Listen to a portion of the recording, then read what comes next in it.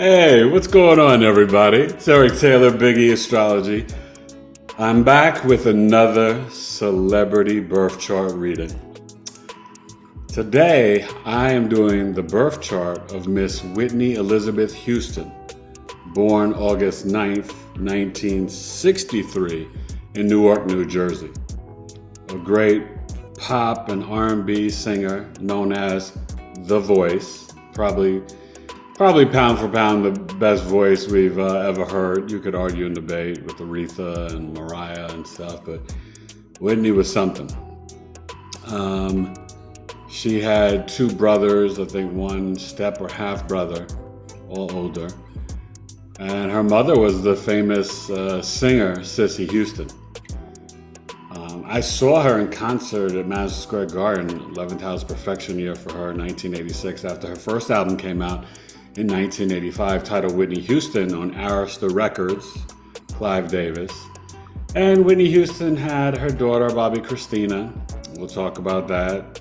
Same year she did, or the year after she did the Bodyguard and got married to Bobby Brown. Whitney Houston is a Pisces rising sign ascendant. The two most rare are Pisces Ascendant and Aries Ascendant. So Whitney was special in many ways, and we'll show it and see it in the birth chart. She had the Leo Sun in the 6th house and the Aries Moon in the 2nd house. And tragically died at 48 years old before her 49th birthday. Annual perfection year, 1st house, Pisces, the day before the Grammys in 2012. She died February 11th. Extremely tragic and sad, and there's so much to look at. So let's get into the celebrity birth chart reading of Miss Whitney Houston. The legend, the Leo, the performer, the star, bigger than life, Whitney Elizabeth Houston. BigEAstrology.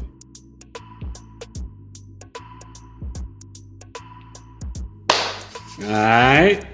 Well, here is the birth chart. All right, with Whitney Houston, August 9th, 1963. What is it? 8:55 p.m. Newark, New Jersey. And we're gonna zoom in, but you can see the Pisces Ascendant, the Aries Moon in the 2nd house, and the Leo Sun in the 6th house. 7th house is busy and fascinating, and there's a lot of things that came up in her theme of life. Her Sun-Venus conjunction, her Mercury-Pluto conjunction in the 7th house, Sun-Venus in the 6th, and Jupiter-Moon in the 2nd house.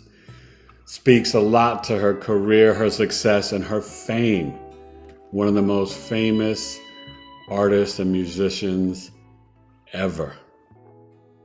So as we zoom in to Whitney's chart, she grew up in the church with her mother and would perform with her, Sissy Houston. She started a modeling career. Her Dionne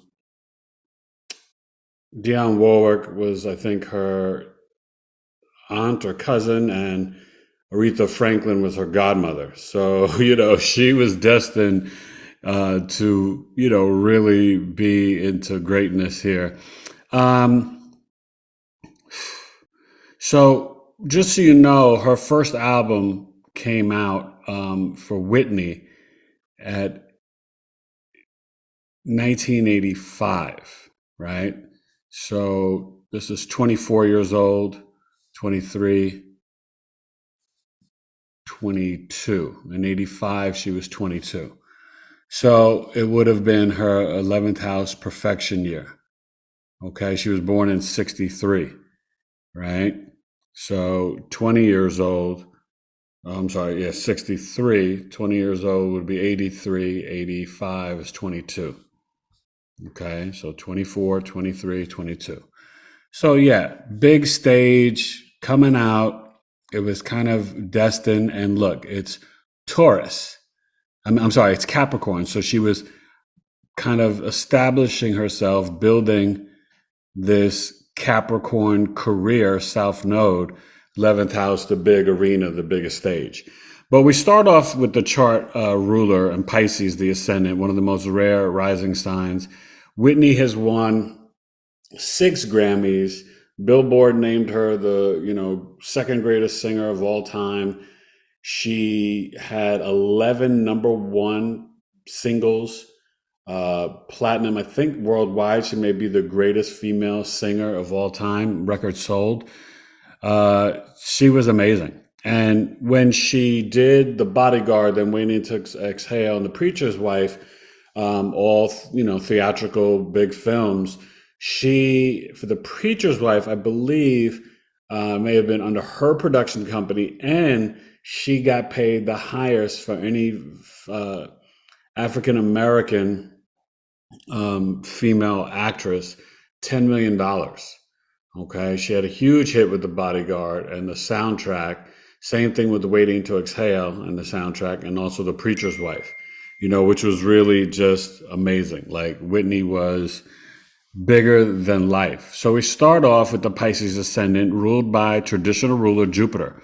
So she had this Jupiter second house with the moon conjunction, right? So Aries Moon, well, we'll get to the second house in a second. I'll just say with the Pisces, the Chiron moon, 13 years old, Whitney Houston, the Chiron moon. I think this had to do with, things with her and the church, and wanting to kind of branch away from the gospel, be more spiritual, and become this R&B pop star. Okay. But definitely, I have to do more research. Something happened with that Chiron moon with the I am energy. And to be honest with you, Pisces risings, it's like being a fairy, being in the spiritual realm in the 5D in this 3D world. It's very challenging, whether it's Michael Jackson, Whitney Houston, Demi Moore. To be a Pisces ascendant, it can be extremely difficult in this world and in this society. It's energy that makes you extremely creative, imaginative, spiritual, compassionate, empathetic. They are bigger than life. They're like an ideal for people, a fantasy, and they can follow and chase their big dreams. You see her Pisces ascendant is opposing the Virgo, Uranus, the Mercury, and the Pluto. Okay. So this seventh house of Virgo is really, pretty dynamic. And we'll get to that in terms of really indicating a lot of her fame. Okay. So that's the I am energy with the Pisces. You go to the second house, your family, your values, assets, material items, how you can earn money, your food, your speech, right? And remember, this Pisces wounding here, the Chiron, can also deal with her physical body. The I am energy is your outer mask, your appearance. Now, Whitney was very beautiful and got into the modeling, but there could definitely be, issues around that for her and her experiences. The Aries moon is very assertive and impulsive, but it's the pioneering maverick energy that Whitney had. Okay. And when the moon is conjunct Jupiter, Jupiter in Aries is the motivational speaker, the assertive, it exaggerates that assertive, initiating, pioneering, maverick voice. Think of Aries as like the throat chakra in the second house, right? So she was spicy, right? You see, this moon is in a trine to the Leo Sun in the sixth house. So when Whitney was born, she was wanted, she was loved. She was really powerful and amazing. And that Leo Sun conjunct Venus in the sixth house, she was definitely, here to be of service to people through entertainment, the singer and the actress. And she did that.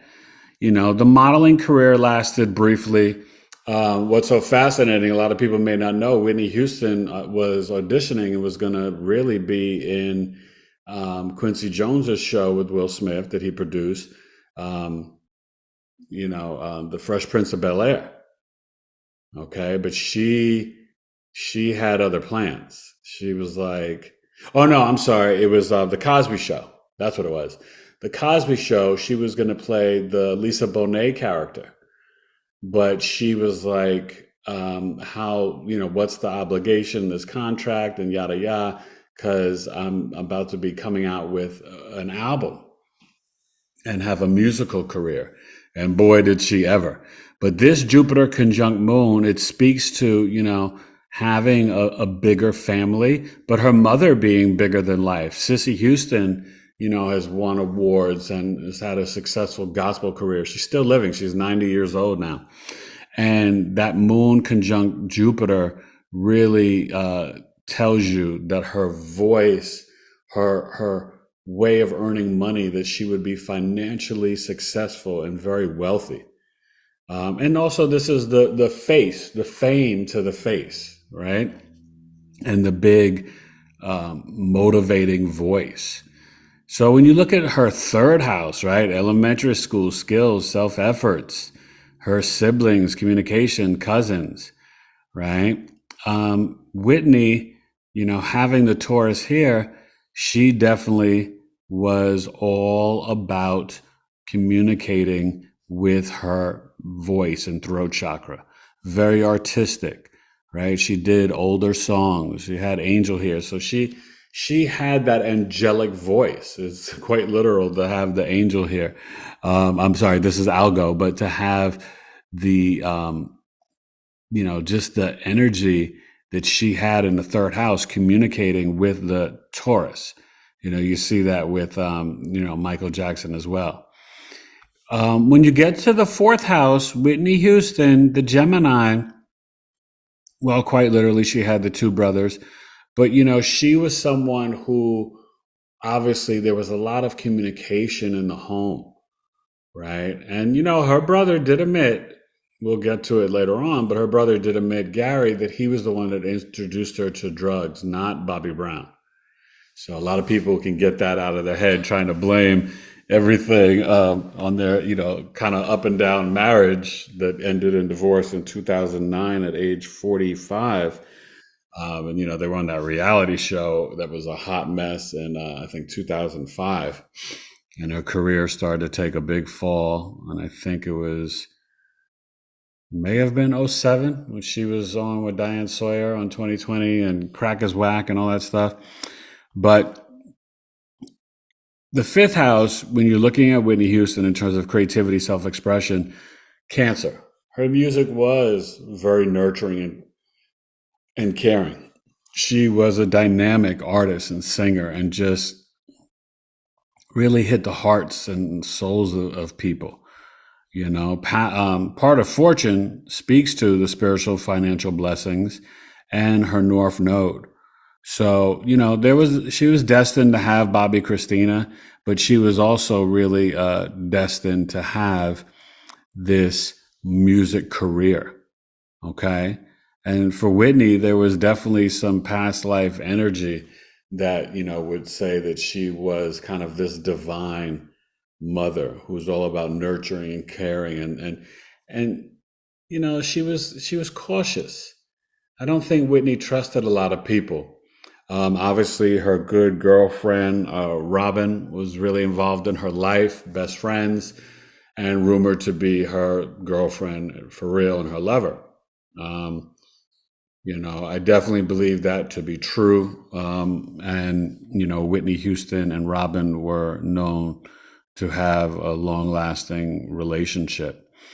When you get to the sixth house, this Sun conjunct Venus. Right. And remember, it's, kind of trining the moon and Jupiter. Okay. The Jupiter a little further off from the sun, but actually, no, they're in their trine. But the sun is a mild malefic. And in the sixth house of service, work, daily routine,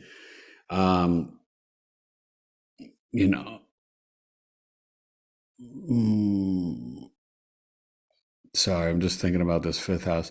But the sixth house, this would, you're dealing with the Leo. So that's the regal queen. And that's what she was. She was the, like really the queen of pop music. You know what I mean? She became a huge pop star, just like Michael Jackson was the king. The 80s belonged to Michael Jackson, Whitney Houston, Janet Jackson, Madonna, Prince, George Michael, even Paula Abdul, Sting. That was, Sade, that was their time, 80s and early 90s. But Whitney just, I mean, she came in and dominated and just really blew people away. But then when she got to the Bodyguard, that was the next level.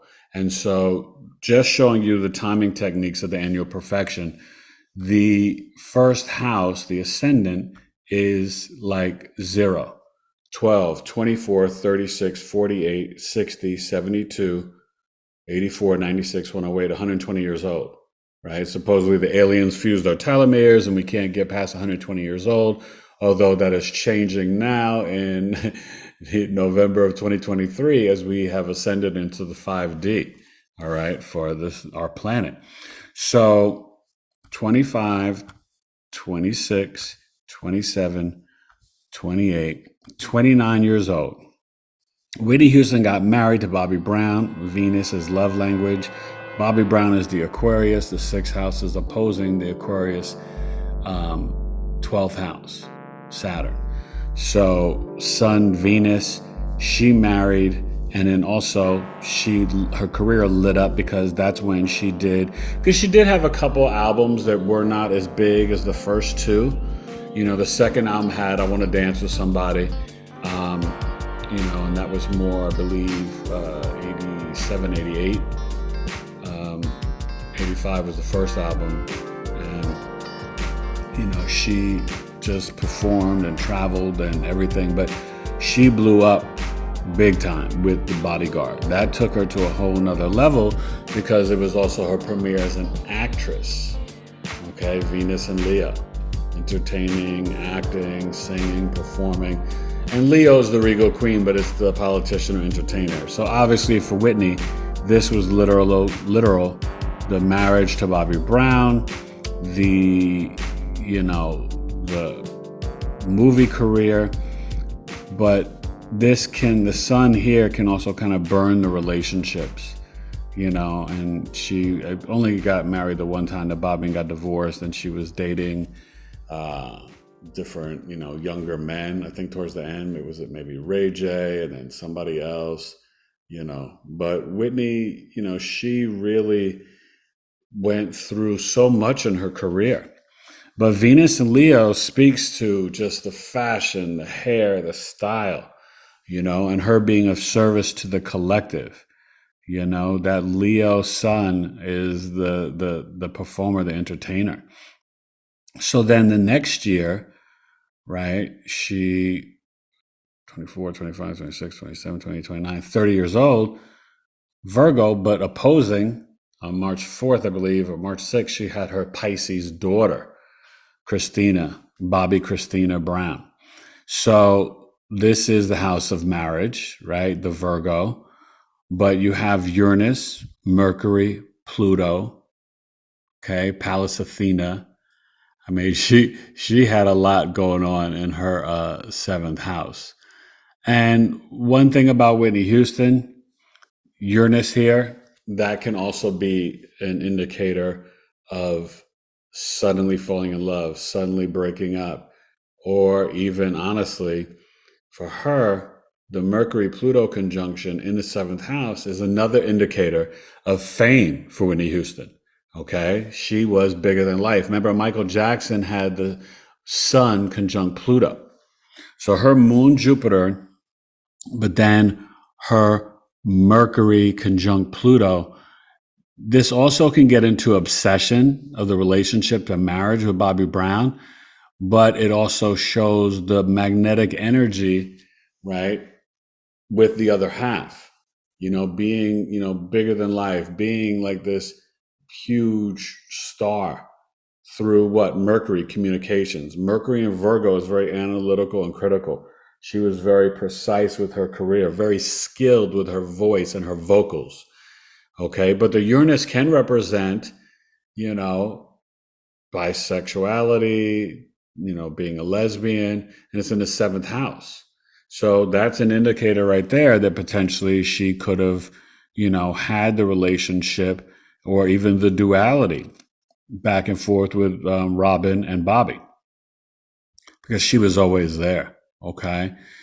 Now, the one thing that you could see though with the Mercury Pluto, there could be a lot of like OCD, control, abuse, power over. And remember, Bobby was 5 or 6 years younger than Whitney. So she was the power figure and the wealthier person in that relationship and marriage. But, Bobby was no angel, although he wasn't the one that got her started with drugs. Bobby was abusive, definitely they had some issues with abuse, control, all types of stuff that she accused him of, and that went down, and him going to prison and different things. So this speaks to the sudden events in the marriage, but she literally would communicate and get the downloads from God source energy. Her soul here was to seek freedom and liberation in this lifetime, you know, through her gifts as an artist. Mercury is the entertainer, the court jester. And, this could even speak to with when you have Mercury in the seventh house, you can have a younger marital partner. Okay. And that's what she literally had with Bobby Brown. So when you look at the eighth house of Whitney Houston, right?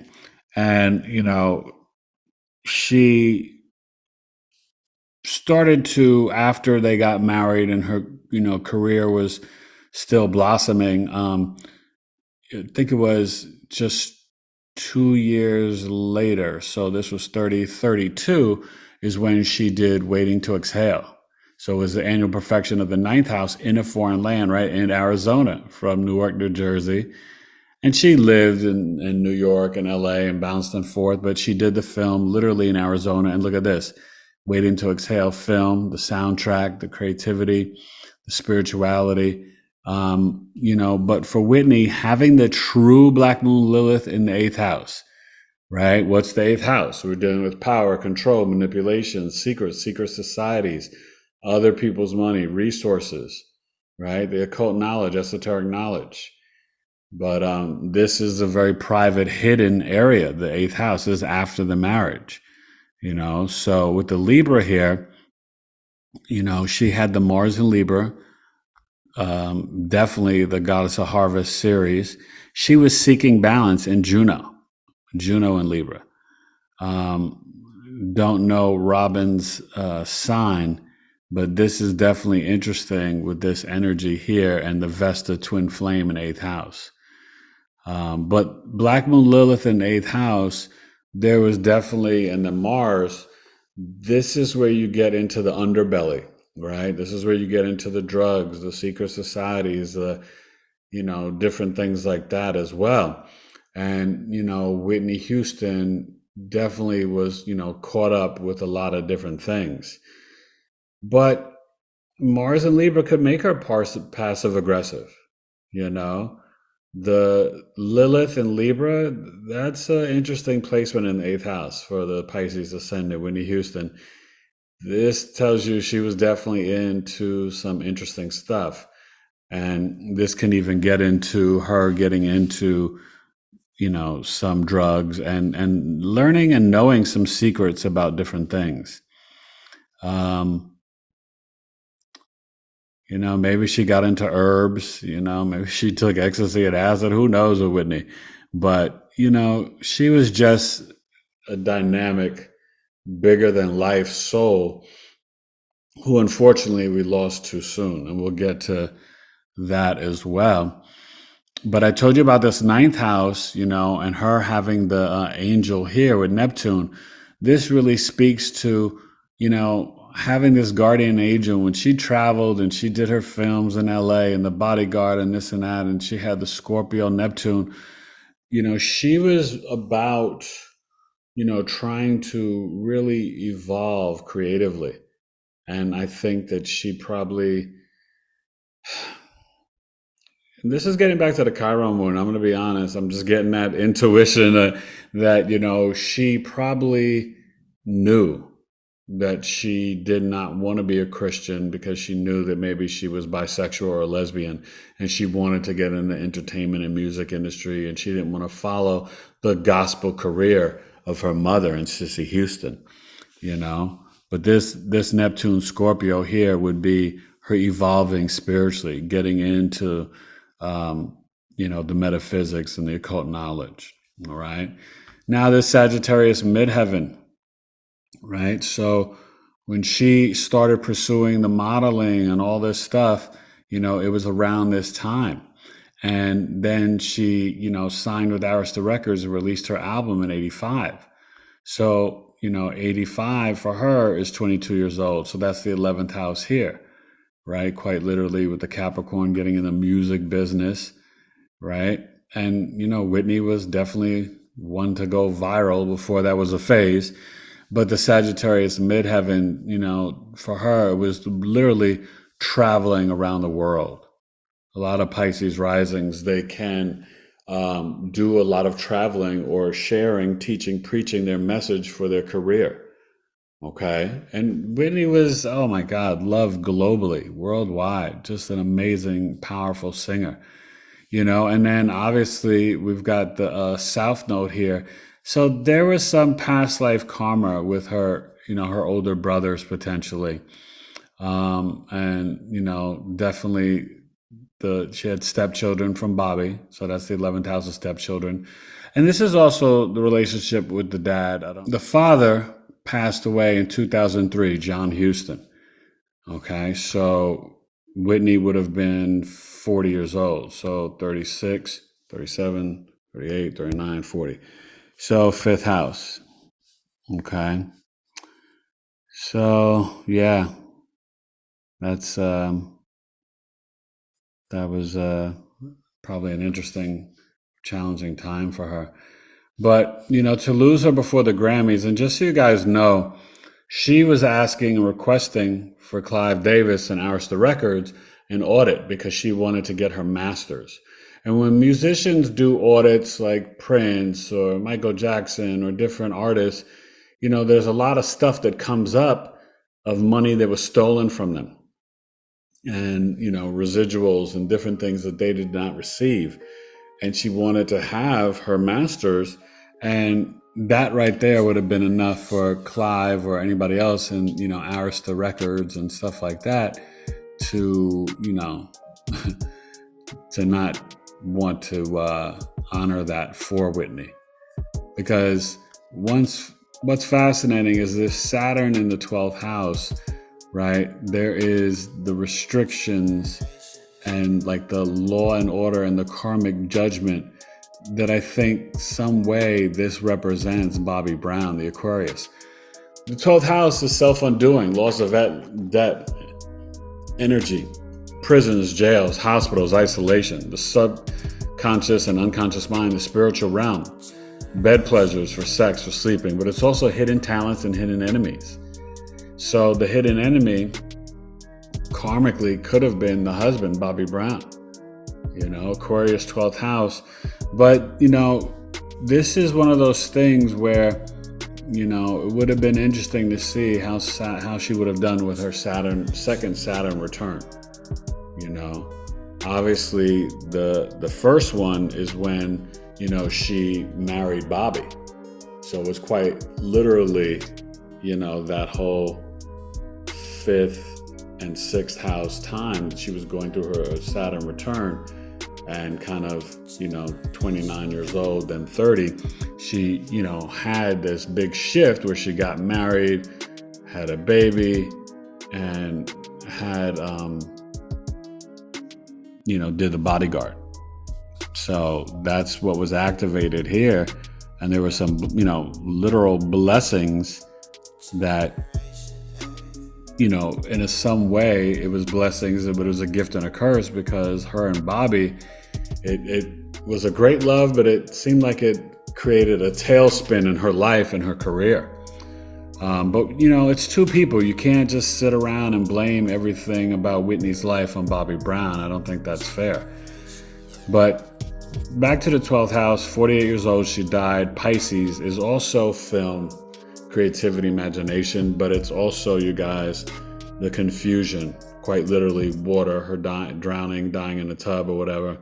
But it's drugs, right? And so you can see where even that Neptune in the ninth house and, the Pisces ascendant, they can get into escapism, right? And this Chiron is quite literally opposing, okay, the Mercury and the Pluto.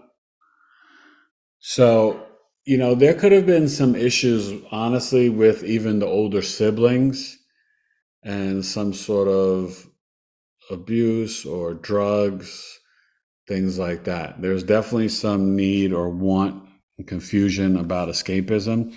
But this lets me know that there was probably some deception around her death, dying in the annual perfection year of the Pisces ascendant, literally the I am energy dissolving. Okay. But, Whitney was, Moon, Jupiter, the second house, the powerful voice. That is literally the voice, right? The Jupiter. But it shows the mother, right? Religion. Jupiter can be the law, the beliefs, the philosophies. So her mother, Sissy, was definitely, all about her Christian faith and beliefs. And Whitney, kind of drifted away from that. And I think there was some tension there with the family about that. The Leo Sun conjunct Venus is another powerful energy. But just so you know, Venus, it doesn't like being in the sixth house, the mild malefic house. So this can show divorce and issues with the relationships. This can even show, in some ways, some maybe issues or addiction, to different things as well. I think about her Neptune in the ninth house, right? That's kind of sextiling the Mercury and the Pluto. So Whitney, her singing and her fame, it was otherworldly. You know what I mean? Her gifts, her voice, it was bigger than life. It was here to spread to foreign lands and foreign cultures, and towards the end, she did that album and she had Mariah Carey on it. They had that big hit together. Some of the other albums weren't so successful towards the end, but her catalog, her career, her singing, everything. Whitney Houston was an icon. She was a legend. She's loved and missed. And I know seeing her live in concert, it was powerful. I saw her with my sister, Madison Square Garden.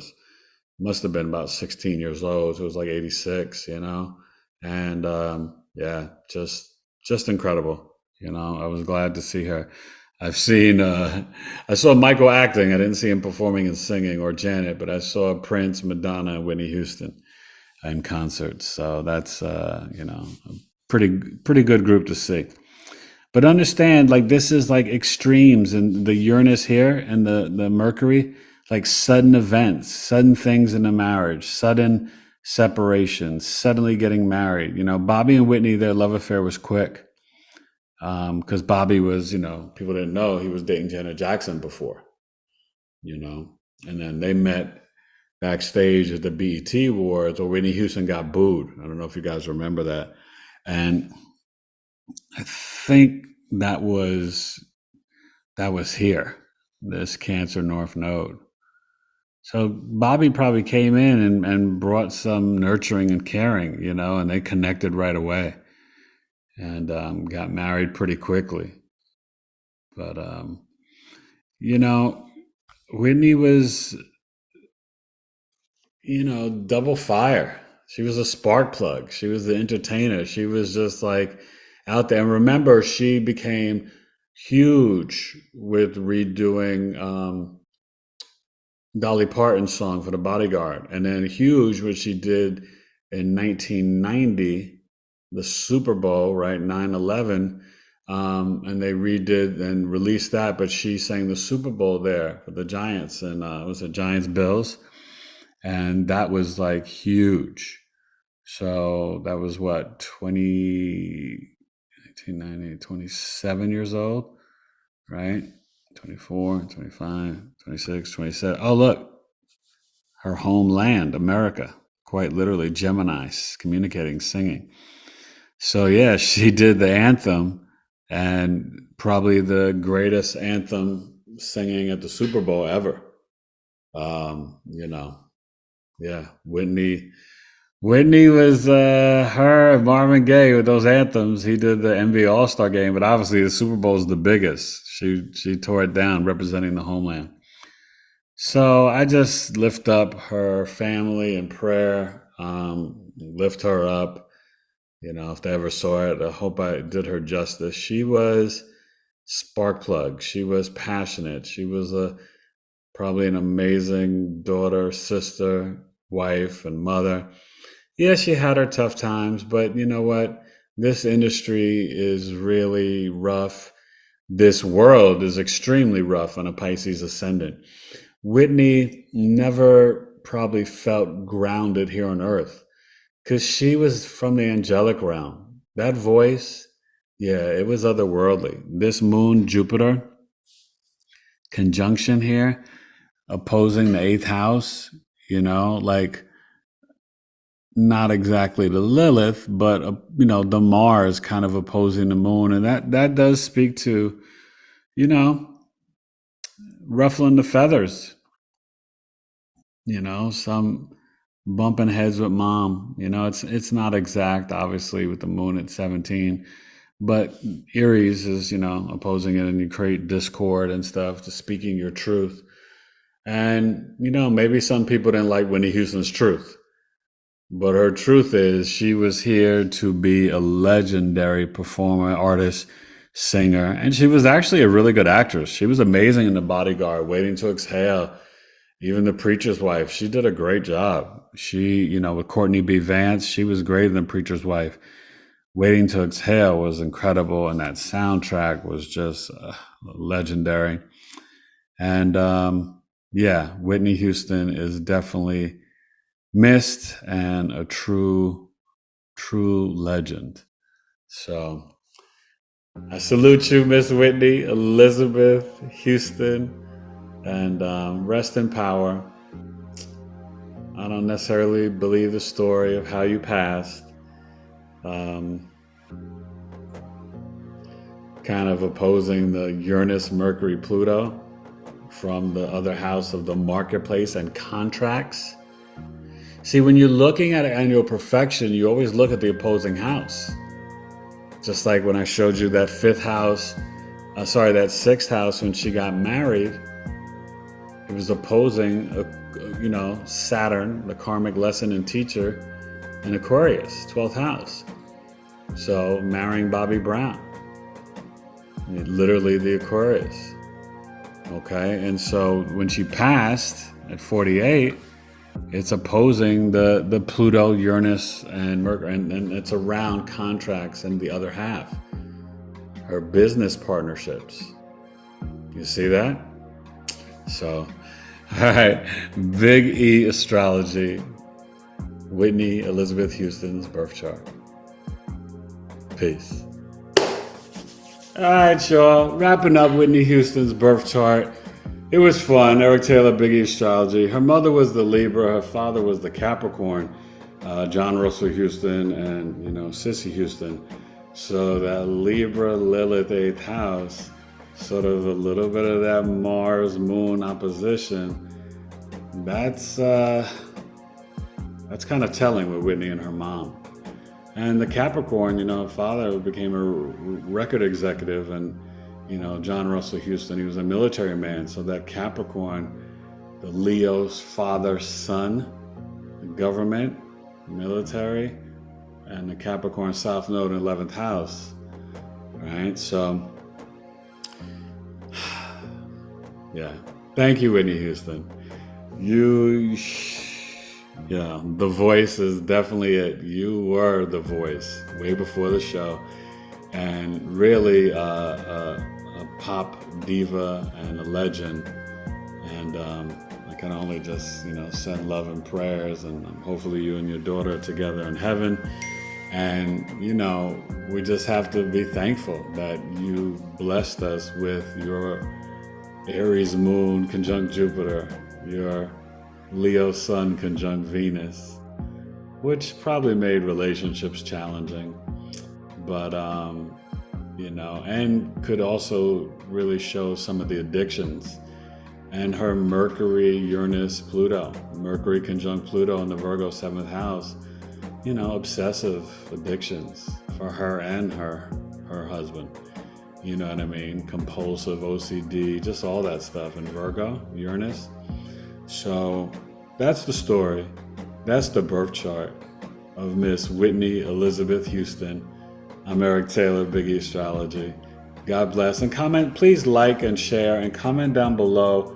Let me know what other celebrity charts you'd like to see next. There's so many I'm going to get to that I've promised, from Muhammad Ali to JFK, RFK, Malcolm X, JFK Jr. I did MLK a little bit, but not officially. I did it on Instagram for his birthday last year. And definitely Tina Turner. A lot of people have been asking about that, so I'll look into her chart, but wanted to get back to it. Hope you enjoyed the Thanksgiving weekend. And remember, my birth chart sale ends on Cyber Monday at midnight. Book any of my services and you can come to Coffee Talk for free Saturday, December 16th at 1 p.m. Eastern, or Saturday, January 20th at 12 p.m. Eastern. Right? December, we're going to look at America's birth chart for Election Day, 2024, November 5th. And in January, we're going to look at the Jupiter-Uranus conjunction in Taurus in April, a real magical, beneficial energy. So, and my audio birth chart sale, right, that's coming up, until Black Friday is normally $89 for MP3 audio, video, your planetary placements for your birth chart. Only $75. So take advantage of that and email me directly, BigEAstrology@gmail.com. And all same thing for you Sagittarius, Sun, Moon, Risings. Your birth chart sale is rocking in 2023 until December 22nd. So for all you watching this in the future, I hope you enjoy, and go listen to some amazing music from Miss Whitney Elizabeth Houston. BigEAstrology.